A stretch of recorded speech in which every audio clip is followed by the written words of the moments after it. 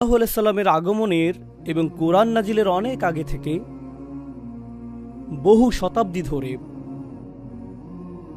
পৃথিবী একটি নির্দিষ্ট পন্থায় পরিচালিত হয়েছে। অতীতকালের প্রচলিত কিছু জীবন পদ্ধতি নিয়ে আমি আপনাদের মনোযোগ আকর্ষণ করতে চাই, যা পৃথিবীতে আধিপত্য বিস্তার করেছিল। এটা ছিল খ্রিস্টানদের একটা জীবন পদ্ধতি, কিন্তু অন্য সভ্যতাগুলোতেও এর উপস্থিতি পাওয়া যায়। চাইনিজ সভ্যতা, ভারতীয় সভ্যতা, পারস্য সভ্যতা ইত্যাদি। সমাজকে বিন্যস্ত করার জন্য তাদের নির্দিষ্ট পন্থা ছিল। আমি এখানে খ্রিস্টানদের উদাহরণ দিব। তাদের এরকম ধারণা ছিল যে কিছু মানুষ শাসন করার জন্যই জন্মেছে, কিছু মানুষ রাজকীয় রক্ত নিয়ে জন্মেছে, আর সৃষ্টিকর্তা চান যে এই লোকগুলোই পৃথিবী শাসন করুক। যেহেতু ইতিমধ্যেই তাদের শাসন ক্ষমতা রয়েছে, এর অর্থ সৃষ্টিকর্তা এরকমটাই চান। এটাই সৃষ্টিকর্তার ইচ্ছা। এই শাসকরা হলো বিশেষ মানুষ। কোনো কৃতকর্মের জন্য তারা বিশেষ মর্যাদা সম্পন্ন না, বরং তাদের বিশেষত্ব শুধুমাত্র বংশ পরিচয়ের কারণে। শুধুমাত্র জন্মগ্রহণের মাধ্যমেই তারা বিশেষ। তারা সাধারণ মানুষের চাইতে উত্তম। সামাজিক এই কাঠামোর দ্বিতীয় অংশটি হল, তারা মনে করত যে সমাজের এমন কিছু মানুষ রয়েছে যারা সৃষ্টিকর্তা কর্তৃক বাছাইকৃত। এরা ছিল পবিত্র মানুষ, সাধক, পুরোহিত, গির্জার যাজকগণ। তারাই একমাত্র মানুষ যারা জানে যে সৃষ্টিকর্তা আসলে কে, অন্য কেউ তা বুঝতে পারবে না। এই লোকগুলোই ধর্ম বুঝতে পারে, এই লোকগুলোই সৃষ্টিকর্তার বিধানগুলোকে বুঝতে পারে, আর একমাত্র এই লোকগুলোই সৃষ্টিকর্তার প্রতিনিধি হয়ে কথা বলতে পারে। যদি কেউ তাদের সাথে দ্বিমত পোষণ করে, তাহলে সে কোনো মানুষের সাথে দ্বিমত পোষণ করছে না, বরং স্বয়ং সৃষ্টিকর্তার সাথেই দ্বিমত পোষণ করছে। তো এই দুটি শ্রেণী, একদিকে ছিল রাজকীয় অভিজাত শ্রেণী, আর অন্যদিকে ছিল আধ্যাত্মিক অভিজাত শ্রেণী। আধ্যাত্মিক অভিজাত শ্রেণী। আর এই দুটি অভিজাত শ্রেণীর মধ্যে যোগসাজশ ছিল, তাদের মধ্যে অংশীদারিত্বের সম্পর্ক ছিল। ধর্মীয় অভিজাত শ্রেণী তাদের বক্তব্য প্রদান করত এবং মানুষের কাছে প্রচার করত যে রাজার প্রতি অবশ্যই তোমাদেরকে অনুগত হতে হবে, কারণ সৃষ্টিকর্তা এই রাজাকে বাছাই করেছেন। তো তারা বিভিন্ন স্থানে ভ্রমণ করে এটা নিশ্চিত করত যে প্রত্যেকেই যাতে শাসক গোষ্ঠীর প্রতি অনুগত থাকে। আর শাসক গোষ্ঠীও ধর্মযাজকদের কাছে এসে বলতো, আমরা আপনাদের গির্জাগুলোর অর্থায়ন করব, আমরা আপনাদের সুরক্ষা প্রদান করব, আমরা নিশ্চিত করব প্রত্যেকেই যাতে আপনাদের কথা শুনে। কেউ যদি আপনাদের বিরোধিতা করে, আমরা তাদেরকে হত্যা করব। এভাবে আমরা আপনাদেরকে রক্ষা করব, আর আপনারা সকলকে বলবেন যাতে তারা আমাদেরকে অনুসরণ করে। এই বন্দোবস্তটি তারা তৈরি করেছিল। এরপর তৃতীয় আরেক শ্রেণীর মানুষ ছিল। তো সেখানে ছিল রাজনৈতিক বা রাজকীয় অভিজাত শ্রেণী, ছিল ধর্মীয় অভিজাত শ্রেণী। এই দুইটি ছাড়াও সেখানে ছিল অর্থনৈতিক অভিজাত শ্রেণী, যাদের কাছে অর্থ ছিল। ধারণাটি এমন ছিল যে সৃষ্টিকর্তা কিছু মানুষকে অন্যদের তুলনায় অধিক সম্পদ দান করেছেন, আর স্পষ্টতই তিনি যদি তাদেরকে সম্পদের আধিক্য প্রদান করেন, এর অর্থ তিনি তাদেরকে অন্যদের তুলনায় বেশি ভালোবাসেন। তাই তারাই কর্তৃত্বের দাবিদার, তারাই ভূমির মালিকানার দাবিদার, তারাই সকল অর্থের দাবিদার, আর আমরা রয়েছি তাদের সেবা করার জন্য। এটাই আমাদের অবস্থান। তো আপনি এটাকে তৃত্ববাদ বলতে পারেন। সমাজের জন্য এটা একটা অপবিত্র তৃত্ববাদ। সেখানে ছিল শাসক গোষ্ঠী, সেখানে ছিল ধর্মীয় অভিজাত, আর সেখানে ছিল সম্পদশালী অভিজাত, আর বাকিদেরকে বলা হতো সাধারণ মানুষ। আমরা বাকি সকলে সাধারণ মানুষ, তাই না? আর আমাদের কাজ হলো এই লোকগুলোর অবস্থানকে মেনে নেয়া। আমাদের কাজ হলো সমাজে আমাদের নিজেদের ভূমিকাকেও মেনে নেয়া। এই ভূমিকা নিয়েই আমরা এই পৃথিবীতে এসেছি। এভাবেই আপনি জন্মগ্রহণ করেছেন। এটা ছিল খ্রিস্টানদের সমাজ ব্যবস্থার ধরন। তবে চাইনিজদেরও একই প্রকৃতির নিজস্ব সমাজ ব্যবস্থা ছিল, হিন্দুদেরও সমাজ ব্যবস্থা ছিল, অগ্নিপূজারীদেরও একই প্রকৃতির নিজস্ব সমাজ ব্যবস্থা ছিল, কিন্তু তাদের সকলের কিছু বিষয় ছিল অভিন্ন। এমনকি ফেরাউনের সময়ে গেলেও আপনি একই সূত্র দেখতে পাবেন। ফেরাউন বিশ্বাস করত যে সে সৃষ্টিকর্তা কর্তৃক বাছাইকৃত, তার রক্তে আভিজাত্য রয়েছে। তার একটি যাজক গোষ্ঠী ছিল যারা প্রচার করে বেড়াতো যে তোমাদেরকে ফেরাউনের অনুগত হতে হবে। আর তার ছিল ব্যবসায়ী শ্রেণী, যারা সকল শ্রমজীবীদের সেবা গ্রহণ করত। এটাই সমাজের বিন্যাস। এই তিনটি শ্রেণী একে অপরের সহায়ক ছিল, আর এই শ্রেণীগুলোর জন্য আইন সমানভাবে প্রযোজ্য ছিল না। সাধারণ কোনো মানুষ যদি অপরাধ করত, তাকে শাস্তি পেতে হতো, কিন্তু এই তিন শ্রেণীর কেউ যদি অপরাধ করত, তখন তারা একে অপরকে রক্ষা করত। তারা এই 3 শ্রেণীর মানুষদের জন্য শাস্তি থেকে বাঁচার উপায় বের করত, যেখানে অন্যরা ঠিকই শাস্তি পেত। এটা ছিল তাদের সমাজ ব্যবস্থার অংশ। তারা মানুষের কাছে প্রচার করত যে আইন সবার জন্য সমান, কিন্তু তা অবশ্যই তাদের জন্য প্রযোজ্য না যারা আইনের ঊর্ধ্বে। আর এই 3টি শ্রেণী আইনের ঊর্ধ্বে। এই বিন্যাসটি এমনকি মক্কাতেও তার নিজস্ব ভঙ্গিতে রাসূল সাল্লাল্লাহু আলাইহি সাল্লামের সময়ে বিদ্যমান ছিল। কুরাইশরা মনে করত যে কাবার তত্ত্বাবধানের জন্য তারা বাছাইকৃত। তারা মক্কার রাজকীয় অভিজাত শ্রেণী। আরবে বিভিন্ন ধর্মীয় শ্রেণীর মানুষ ছিল, ছিল বিভিন্ন প্রতিমা, বিভিন্ন বিশ্বাস, আর সকলেই কুরাইশদেরকে সমীহ করে চলত। সকলেই। কুরাইশদের সাথে ঝামেলা করা যাবে না, তারা সুরক্ষিত সম্প্রদায়। সেজন্যই কুরাইশরা যখন ব্যবসার উদ্দেশ্যে ভ্রমণ করত, কেউই তাদেরকে আক্রমণ করত না, কারণ তারা সুরক্ষিত ছিল ধর্মীয় শ্রেণী দ্বারা। আর এমন লোক ছিল যারা প্রচুর সম্পদের অধিকারী। যখন কোরআন নাজিল হলো, যখন আল্লাহ রাসূল সাল্লাল্লাহু আলাইহি সাল্লামের কাছে তার চূড়ান্ত ওহী প্রদান করলেন, এটা একেবারে শুরু থেকেই ছিল একটা বিপ্লব। আল্লাহ আমাদেরকে শিক্ষা দিচ্ছেন যে তিনি ছাড়া আর কারো উপাসনা করা যাবে না। আর তিনি সকল মানুষকে সৃষ্টি করেছেন একজন মাত্র মানব থেকে, আদম আলাইহিস সালাম থেকে, যার অর্থ অভিজাত রক্ত এবং কৃষকের রক্ত, দাসের রক্ত এবং দাসের মালিকের রক্ত, ধনীর রক্ত এবং দরিদ্রের রক্ত, সবগুলো একমাত্র আদম আলাইহিস সালামের রক্ত। এতে কোনো পার্থক্য নেই। আর যখন তারা আল্লাহর উদ্দেশ্যে নামাজ পড়বে, সেখানে অভিজাতদের জন্য আলাদা কাতার থাকবে না। দ্বিতীয় কাতার ধর্মীয় অভিজাতদের জন্য, তারপর তৃতীয় কাতার অর্থশালী অভিজাতদের জন্য, আর তারপর দরিদ্র মানুষ পেছনের কাতারে থাকবে। এরকমটা হবে না। যখন মুসলিমরা নামাজের জন্য দাঁড়ায়, হামজা রাদিয়াল্লাহু তাআলা আনহুর মতো উচ্চ মর্যাদা সম্পন্ন ব্যক্তিরা যেই কাতারে দাঁড়াবে, সেখানে বিলাল রাদিয়াল্লাহু তাআলা আনহুর মতো দাসেরাও থাকবে। তারা সকলে একই কাতারে দাঁড়াবে। এটা শুধুমাত্র তাত্ত্বিকভাবেই সমতার কথা বলে না, বরং এটা বাস্তবেই প্রতীয়মান। প্রতিটি নামাজে যখন মুসলিমরা একসাথে দাঁড়ায়, এতে প্রদর্শিত হয় যে সকল মানুষ সমান। আপনি সকল ধরনের উপাধি ত্যাগ করেন। যদি কেউ অভিজাত হয়, যদি কেউ গবেষক হয়, যদি কেউ ব্যবসায়ী হয়, যদি কেউ মন্ত্রী হয়, সে যাই হোক, বাইরে সেই আভিজাত্যের জুতাগুলো তাকে খুলে ফেলতে হয়। তারা আল্লাহর ঘরে আসে, আর তখন তারা শুধুই আল্লাহর বান্দা। তারা সম্পূর্ণরূপে সমান, তাদের মধ্যে কোনো শ্রেণীবিন্যাস নেই। তবে কোরআনে অভিনব এক শ্রেণীবিন্যাসের কথা বলা হয়েছে। এরকম একটা বিষয় আসলেই রয়েছে যে কিছু মানুষ অন্যদের তুলনায় উত্তম। কিন্তু কোরআন কিভাবে এটাকে সংজ্ঞায়িত করেছে? ইন্না আক্রামাকুম ইনদাল্লাহি আতকাকুম। সবচেয়ে অভিজাত তারাই। এখানে অভিজাত শব্দটি খুবই গুরুত্বপূর্ণ, কারণ আরবরা যখন অভিজাত শব্দটি শুনতে পেল, তাদের মাথায় কি এসেছিল? এই 3 শ্রেণীর অভিজাতদের কথা তাদের মাথায় এসেছিল।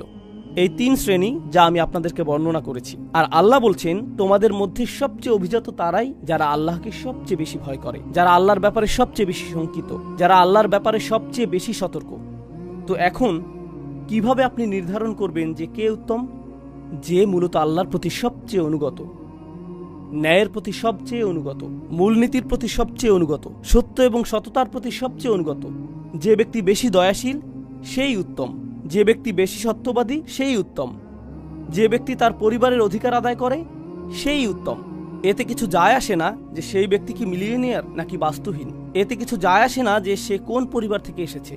এটা গুরুত্বপূর্ণ না, কারণ তাকওয়া ভিতরে থাকে, বাইরে না। তো বাইরে তারা কি পরিধান করেছে, বাইরের চামড়ার আবরণ, অর্জন, স্বীকৃতি, এই সকল বাহ্যিক জিনিস এই অর্থে আল্লাহর কাছে অপ্রাসঙ্গিক। এই সব কিছু আল্লাহর কাছে অপ্রাসঙ্গিক। আর অভিজাত লোকদের ব্যাপারে একটা বিষয় আপনারা জানেন, যে তারা সেবক রাখতে পছন্দ করে। তারা নিজেরা নিজেদের কাজ করতে পছন্দ করে না। কল্পনা করুন, একজন রাজা তুরি বাজালো, আর এক ব্যক্তি পানি নিয়ে আসছে, কেউ ফল নিয়ে আসলো, কেউ আবার পাখা দিয়ে বাতাস করছে। অথবা বাইরে একটা শব্দ শোনা গেল, সে বলল, প্রহরী যাও দেখে আসো। সে নিজে উঠে গিয়ে দেখে আসবে না, সে অন্য কাউকে দেখে আসতে বলবে, তাই না? আল্লাহ কোরআনে কি করেছেন? তিনি এই অভিজাতদের উদ্দেশ্যে কথা বলছেন। প্রসঙ্গক্রমে মক্কি যুগের বেশিরভাগ কোরআনের আয়াত যদি আপনি মনোযোগ দিয়ে পড়েন, কোরআনের প্রাথমিক নাজিলকৃত অংশটি অভিজাতদের উদ্দেশ্যে কথা বলছে। তাদের উদ্দেশ্যেই তিনি বলছেন, বিত্তশালীদের উদ্দেশ্যে বলছেন, প্রভাবশালীদের উদ্দেশ্যে বলছেন। যেমন আল্লাহ বিচার দিবসে বলবেন, তোমার নিরাপত্তা রক্ষীদের কি হলো? তোমার নিরাপত্তা রক্ষীদের কি হলো? তোমার সেবকরা কোথায়? তুমি একা কেন? আর বিচার দিবসে তাকে অপমানিত হতে হবে। আল্লাহ বলবেন, যুক ইন্নাকা আনতাল আজিজুল করিম, মা লাকুম মিন দুনিল্লাহি মিন ওয়ালি ওয়ালা নাসির। তাদের কোনো রক্ষাকারী অথবা সাহায্যকারী থাকবে না। যখন রাজা বিপদে পড়ে সে গির্জার কাছে যায়, যখন গির্জা বিপদে পড়ে তারা রাজার কাছে যায়, যখন উভয়ই বিপদে পড়ে তখন তারা যায় বিত্তশালীর কাছে। তারা একে অপরের সহায়তা পায়। বিচার দিবস শুরু হলো। সে বলবে, আমার লোকজন কোথায়? কাকে আমি এখন কল করব? আমার তো কারো কাছে যাওয়ার জায়গা নেই। কোরআন ধ্বংস করেছিল, ধ্বংস করেছিল এই শ্রেণীবিন্যাসের স্বীকৃতি। মানবজাতির সকলেই সমান, মানবজাতির সকলেই মর্যাদা পাবার যোগ্য। কেউ নিচু শ্রেণী নিয়ে জন্মায়নি, কেউ কম সম্মানের যোগ্য না কারণ তার অর্থ সীমিত, কেউ বেশি সম্মানের যোগ্য না কারণ তার প্রভাব বেশি। বিষয়টা এরকম না। কারণ সম্মান আসে তাকওয়া থেকে। সম্মান সম্পূর্ণ ভিন্ন স্থান থেকে আসে, সম্পূর্ণ ভিন্ন স্থান থেকে। আর এই ধারণাটিকে চমৎকার মনে হয়, কিন্তু এটা একই সাথে বিপজ্জনক ধারণা। এটা আসলেই বিপজ্জনক ধারণা। কারণ আপনি যদি এই ধারণাটি গ্রহণ করেন তখন আপনি মানুষকে কিছু করতে বলবেন আর তারা সেটাকে প্রশ্নবিদ্ধ করবে না, এমনটা হবে না। কারণ যদি আমি আপনাকে কিছু করতে বলি সেক্ষেত্রে আমাকে প্রশ্ন করার অধিকার আপনার রয়েছে। আপনি এটা কোথা থেকে পেয়েছেন? আপনার যুক্তি প্রমাণ কি? হাতু বুরহানাকুম ইন কুনতুম সাদিকিন। আপনার যুক্তি প্রমাণ হাজির করুন। কিন্তু আপনি যদি গির্জা অথবা ধর্মীয় অভিজাত সম্প্রদায় হয়ে থাকেন তখন আপনি আল্লাহর পক্ষ থেকে কথা বলেন। আপনাকে কখনোই প্রশ্ন করা যায় না। কেউ আপনাকে প্রশ্ন করতে পারে না, কারণ আপনাকে প্রশ্ন করা স্বয়ং সৃষ্টিকর্তাকে প্রশ্ন করারই শামিল। প্রশ্ন করলে তো ভাবমূর্তি ধ্বংস হয়ে যাবে। এজন্যই আপনি দেখবেন যে আমাদের ঐতিহ্য, মুসলিম চিন্তাবিদদের ঐতিহ্য অনেক আলাদা। ইহুদি ঐতিহ্য, খ্রিস্টান ঐতিহ্য এবং অন্যান্য ঐতিহ্যের তুলনায় আমাদের চিন্তাবিদদের ঐতিহ্যে, ধরুন একজন চিন্তাবিদ কোরআনের একটি তাফসির রচনা করেছেন, অন্য আরেকজন চিন্তাবিদ কোরআনের অন্য আরেকটি তাফসির রচনা করে প্রথম চিন্তাবিদের মতামতের সাথে দ্বিমত পোষণ করেছেন। তিনি এমনটা লিখেছেন, আর এই কারণে আমি তার সাথে দ্বিমত পোষণ করি। তখন কেউ এটা দেখে এই কথা বলে না যে দেখো এটা তো কুফর, কিভাবে সে এই চিন্তাবিদের সাথে দ্বিমত পোষণ করছে। না, এখানে কেউই যাজক না, এখানে কেউই অতি পবিত্র না। ওনারা সকলেই মানুষ যারা সর্বোচ্চ চেষ্টা করেছেন আল্লাহর বাণীকে উপলব্ধি করার। তারা একে অপরের সাথে মতবিরোধ করতে পারেন, বিতর্ক করতে পারেন, আর এটাই আসলে আমাদের ধর্মের শক্তিমাত্রা। ইসলাম আগমনের আগে কৌতূহল জাগ্রতকারী আরেকটা বিষয় ঘটেছিল, আর তা হলো বাইবেল সবার জন্য সহজলভ্য ছিল না। আপনি বাইবেল হাতে নিয়ে পড়া শুরু করতে পারতেন না। আপনাকে যথাযথ কর্তৃপক্ষের কাছে যেতে হতো, তারাই আপনাকে বলবেন যে এটা কি বলছে। তাওরাত এবং বাইবেল গ্রন্থ আকারে মানুষের কাছে ছিল না। তারা কিছু মৌলিক দোয়া এবং প্রার্থনা জানত, কিন্তু লিখিত গ্রন্থটি ছিল গির্জার অধিকারে। লিখিত গ্রন্থটি ইহুদি রাবাইদের অধিকারে ছিল। যখন আল্লাহ আমাদেরকে চূড়ান্ত ওহী প্রদান করলেন, তিনি এটাকে গ্রন্থ আকারে নাজিল করেননি, যাকে গোপন কোনো স্থানে সংরক্ষণ করতে হবে, যাতে বিশেষ কিছু মানুষ শুধু এর নাগাল পায়। কোরআনকে মুখস্থ করা হয়েছিল এবং এটাকে ছড়িয়ে দেয়া হয়েছিল জিহ্বার দ্বারা। যে কোনো কানই এটা শুনতে পারত। এটা সংরক্ষিত কোনো তথ্য না, প্রত্যেকের জন্য এটা অবারিত। আর শুধুমাত্র এটুকুই একটা বিপ্লব ছিল। শিক্ষা প্রত্যেকেরই নাগালের মধ্যে, আল্লাহর বাণী প্রত্যেকেরই নাগালের মধ্যে। প্রত্যেকেরই আল্লাহর বাণী নিয়ে চিন্তা করা উচিত। এরপর তাদের যেতে হবে এমন ব্যক্তিদের কাছে যারা আরও বেশি জানে এবং শিখতে হবে। এটার অর্থ কি? তাদেরকে হতে হবে অনুসন্ধিৎসু, তাদেরকে হতে হবে চিন্তাশীল, বিশ্বাসী। তারা এজন্য বিশ্বাসী না যে কেউ তাদেরকে বিশ্বাসী হতে বলেছে, তাদেরকে নিজে থেকেই বিশ্বাসী হতে হবে। আলা বাসীরা। এটা ছিল তাৎপর্যপূর্ণ একটা বিপ্লব। এটা আসলে ইসলামী বিপ্লব। এটা নিয়ে রাসূল সাল্লাল্লাহু আলাইহি সাল্লাম এসেছিলেন। আমি এগুলো আপনাদেরকে বলছি কারণ আমরা ইতিহাসের নির্দিষ্ট একটি সময়ে বাস করছি। ১৫০০ বছর হয়ে গিয়েছে রাসূল সাল্লাল্লাহু আলাইহি সাল্লামের আগমনের পর, প্রায় ১৫০০ বছর পার হয়ে গিয়েছে। তো এটা দীর্ঘ একটা সময়। তলা আলাইহিমুল আমাদ, এভাবে কোরআন আমাদের পূর্ববর্তীদের বর্ণনা করেছে। তাদের উপর দীর্ঘ সময় পার হয়ে গিয়েছে।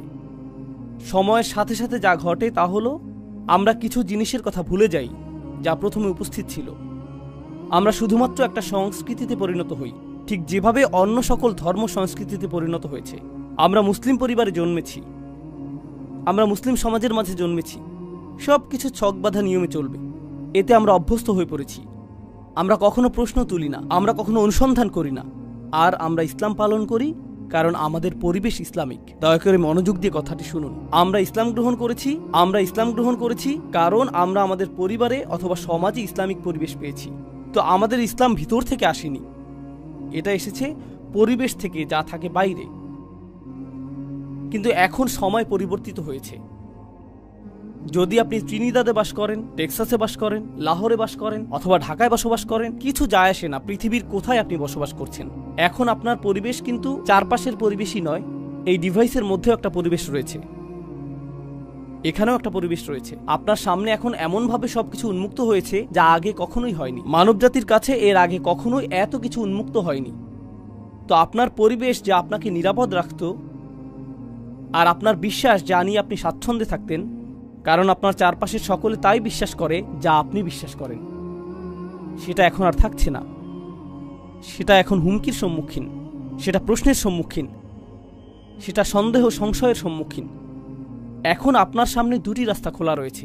যদি আপনি ঈমান রক্ষা করতে চান, আপনার ঈমান রক্ষা করার জন্য দুটি রাস্তা খোলা রয়েছে। আমি ইন্টারনেট বন্ধ করে দিব, আমি পৃথিবীর সাথে যোগাযোগ বন্ধ করে দিব, আমি কারোর সাথে কথা বলবো না, আমি শুধু অল্প কিছু মানুষের মাঝে থাকতে চাই যা আমার ঈমানকে রক্ষা করবে। আর সবকিছুই ফিতনা, অন্য সবকিছুই কুফর, অন্য সবকিছুই আমাকে ধ্বংস করে দিবে। প্রসঙ্গক্রমে কয়েকশো বছর আগে গির্জাগুলো মানুষকে বলতো যে জ্ঞান অর্জন করবে না, প্রশ্ন করবে না, অনুসন্ধানী হবে না, কারণ যদি তুমি বাইরের কোনো কিছু শিখো, এটা তোমার বিশ্বাসকে ধ্বংস করে দিবে, এটা তোমার বিশ্বাসকে ধ্বংস করে দিবে। গির্জাগুলো মানুষকে এটাই বলতো। সেজন্যই তারা বই পুড়িয়ে ফেলতো, কারণ তারা চাইতো না যে মানুষ জ্ঞান অর্জন করুক। কারণ মানুষ যদি জ্ঞান অর্জন করে, তারা খ্রিস্টবাদকে প্রশ্নবিদ্ধ করা শুরু করবে। আমরা এটা হতে দিব না, এটা আমাদের গোটা পদ্ধতিকেই ধ্বংস করে দিবে। তো আমাদের সমাধানও যদি হয় যে আমরা কিছু শিখব না, ঈমান রক্ষার জন্য আমরা লুকিয়ে থাকব, তাহলে আমরা ভুলে যাচ্ছি যে আমরা আসলে কারা। আল্লাহ আমাদেরকে এই ধর্ম এই জন্য দেননি যে আমরা পরিবেশ থেকে লুকিয়ে থাকব। আল্লাহ আমাদেরকে এই ধর্ম দিয়েছেন পরিবেশকে পরিবর্তন করার জন্য। এজন্যই আসলে তিনি এই ধর্ম প্রদান করেছেন। এই ধর্ম ফিতনা থেকে পালিয়ে যায় না, বরং ফিতনাকে নির্মূল করে দেয়। এই ধর্মটির ভূমিকা এটাই। এজন্যই আল্লাহ এটাকে বলেছেন আমাদের পিতা ইব্রাহিম আলাইহিস সালামের মিল্লাত, দিন বা ধর্ম। ইব্রাহিম আলাইহিস সালামের চারপাশ শিরকে পরিপূর্ণ ছিল, আর তিনি প্রতিনিয়ত এটাকে প্রশ্নবিদ্ধ করেছিলেন। তিনি প্রতিনিয়ত প্রশ্ন করেছিলেন আর এটাকে চ্যালেঞ্জ করেছিলেন। আমরা ইব্রাহিম আলাইহিস সালামের ধর্মকে ধারণ করতে পারবো না যদি আমাদের অভ্যন্তরে এমন কিছু না থাকে যা আমাদের ঈমানকে পরিচালিত করে। আমার সাথে সাথে শুধু এই বিষয়টি চিন্তা করুন। সেই মানুষেরা যারা সর্বপ্রথম কোরআন শুনেছিল, আমরা এই বিষয়ে সাধারণত চিন্তা করি না যে যখন কোরআন নাজিল হচ্ছিল, অধিকাংশ মানুষ যারা কোরআন শ্রবণ করেছে তারা মুসলিম ছিল না। যখন কোরআন প্রথমে নাজিল হচ্ছিল আর রাসূল সাল্লাল্লাহু আলাইহি সাল্লাম আয়াত তেলাওয়াত করছিলেন, বেশিরভাগ কান যেগুলোতে কোরআন প্রবেশ করছিল সেগুলো মুসলিমদের কান ছিল না। এর আগে তারা কয়েকশো বছর ধরে অমুসলিম থেকেছে। কোরআনের প্রতিটি আয়াত তাদের সংস্কৃতিকে প্রশ্নবিদ্ধ করেছে, এটা তাদের পরিবার প্রথাকে প্রশ্নবিদ্ধ করেছে, এটা তাদের পরিবেশকে প্রশ্নবিদ্ধ করেছে, এটা তাদের জীবন পদ্ধতিকে প্রশ্নবিদ্ধ করেছে, এটা সব কিছুকে প্রশ্নবিদ্ধ করেছে। কেন তারা পরিবার ত্যাগ করবে, সংস্কৃতি ত্যাগ করবে, স্বাধীনতা ত্যাগ করবে, সব কিছু ত্যাগ করে এই বাণী কেন গ্রহণ করবে? এটা আসলে কি? আল্লাহর বাণীটিতে শক্তিশালী কিছু ব্যাপার রয়েছে। আল্লাহর বাণীতে অতি প্রাকৃতিক অলৌকিক কিছু ব্যাপার রয়েছে। কল্পনা করুন, ইসলামের আগমনের পূর্বে তারা যা ইচ্ছা খেতে পারত, তারা যা খুশি তা করতে পারত, তারা যাকে ইচ্ছা হত্যা করতে পারত, তারা যেভাবে ইচ্ছা সেভাবে ব্যবহার করত, তারা যা ইচ্ছা তাই বলতে পারত। এরপর ইসলাম আসলো এবং সীমাবদ্ধতা আরোপ করলো। তারা কি খেতে পারবে, কাকে তারা বিবাহ করতে পারবে, তাদের আচরণ কেমন হবে, কিভাবে তারা ব্যবসা করবে। কেন আমি এই সকল সীমাবদ্ধতা মেনে নিচ্ছি? আমি তো এর আগে স্বাধীন ছিলাম, কেন আমি এর অনুসরণ করছি? এটা অতিরিক্ত কঠোর। প্রসঙ্গক্রমে আপনি এখন মুসলিম তরুণদের কাছ থেকে এই একই রকমের প্রশ্ন শুনবেন। মুসলিমরা বলে ইসলাম অনেক বেশি কঠোর, এটা অনেক বেশি সীমাবদ্ধকারী। আর আমি বলি আপনার এই প্রশ্ন নতুন না। প্রকৃতপক্ষে মুশরিকরা এই প্রশ্নটি কয়েক হাজার বছর আগে তুলেছিল। 1500 বছর আগে যখন কোরআন প্রথম নাজিল হয়, কেন আমি ধর্মটি গ্রহণ করব যা আমার উপর সীমাবদ্ধতা চাপিয়ে দেয়, যেখানে আমি এটা ছাড়া মুক্ত থাকতে পারি? শিরক অনেক বেশি সহজ, মুশরিক হওয়াটা অনেক বেশি উদারপন্থী, যেখানে ইসলাম অনেক বেশি রক্ষণশীল, তাই না? প্রশ্ন হলো, কেন তারা এটা গ্রহণ করলেন? তারা শুধু এটা গ্রহণই করলেন না, বরং এর জন্য জীবন দিতেও প্রস্তুত ছিলেন। তাদেরকে নির্যাতন করা হয়েছিল, প্রহার করা হয়েছিল, কিন্তু তাদেরকে ইসলাম মুক্ত করা যায়নি। তাদেরকে দ্বিখণ্ডিত করে ফেলা হয়েছিল, কিন্তু তারা লা ইলাহা ইল্লাল্লাহ ত্যাগ করেনি। কি ঘটে যাচ্ছে এখানে? এমনকি তাদের পরিবার তাদের কাছে এসে বলেছে, কুনতা ফিনা মারজুয়া, আমরা তোমাকে ভালোবাসতাম, তোমার প্রতি আমাদের আশা ভরসা ছিল, কেন তুমি এরকম হয়ে গিয়েছো?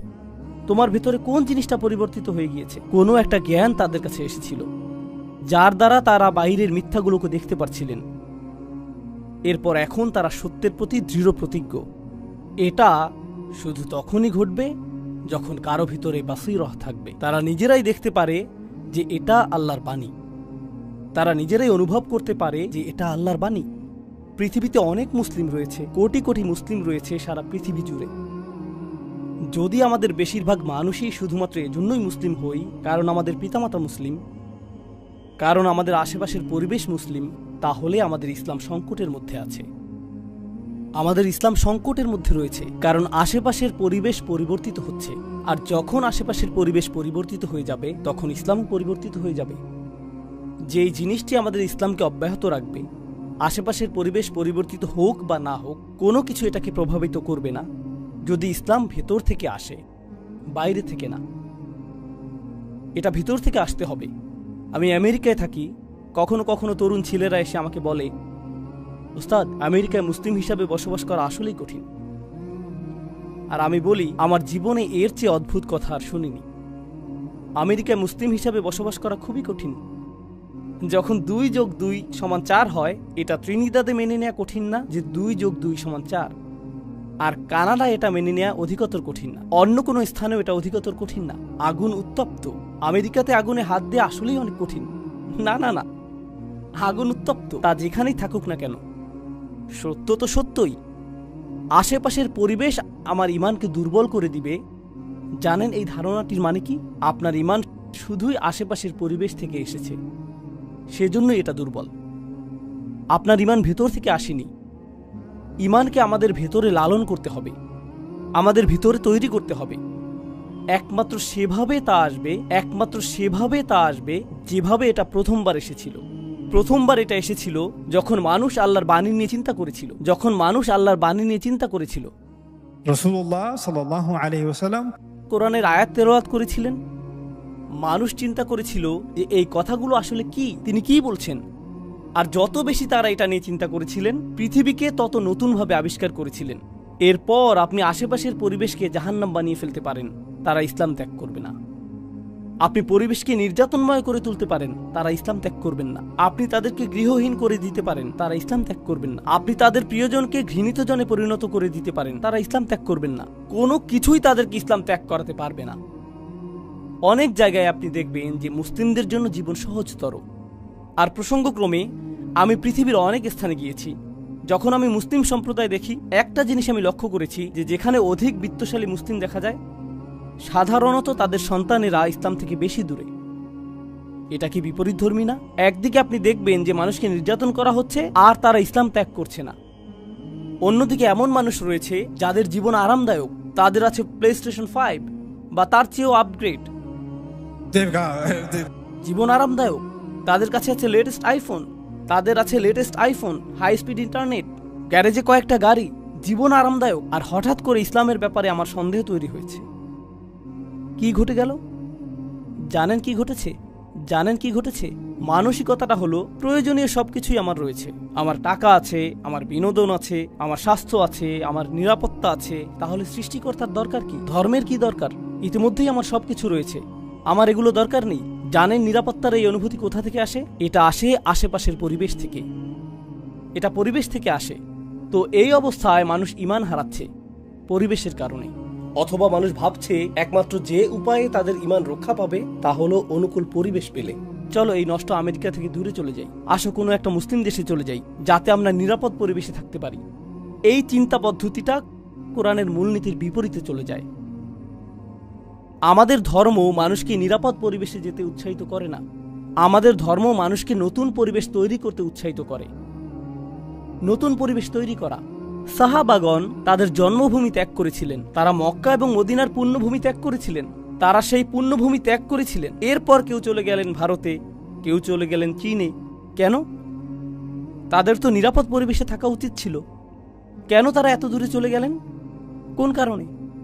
এটাই আমাদের ধর্মের মূল নির্যাস। যখন আমরা সেই নির্যাসের কথা ভুলে যাই, তখন কোনো সন্দেহ নেই, আমার মনে, আল্লাহ তাআলা ভালো জানেন, আমার মনে এই বিষয়ে কোনো সন্দেহ নেই যে আমরা যদি এই ধর্মকে না ধরে থাকি অন্তর্নিহিত কারণে, গভীর আভ্যন্তরীণ কারণে, তাহলে আল্লাহ এই উম্মাহকে অন্য কারো দ্বারা প্রতিস্থাপিত করে দিবেন, যারা হবে আমাদের চেয়ে উত্তম।